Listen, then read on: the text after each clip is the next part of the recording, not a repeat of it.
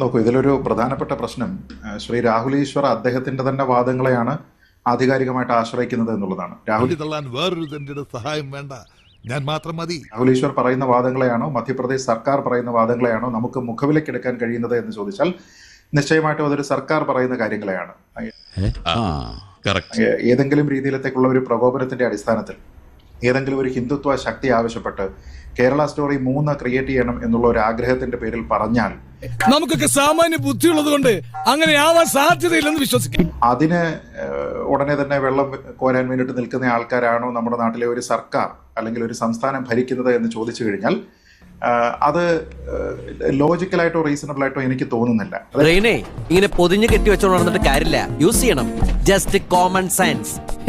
അതിന്റെ അമ്മ പറയുന്നത് എന്റെ മകൾക്ക് 16 വയസ്സ് മാത്രമേ പ്രായമുള്ളൂ, ഞാൻ വിവാഹത്തിന് പെർമിഷൻ കൊടുത്തിട്ടില്ല എന്നാണ്. മാത്രമല്ല രജിസ്ട്രേഷൻ നമ്പർ ഉൾപ്പെടെയുള്ള ബർത്ത് സർട്ടിഫിക്കറ്റ് ആണ് NCST കമ്മീഷന് മുൻപാകെ ഹാജരാക്കിയത്. അതിൽ 959B ആണ് registration number. Date of birth എന്ന് പറയുന്നത് 30/12/2009 5:50 PM.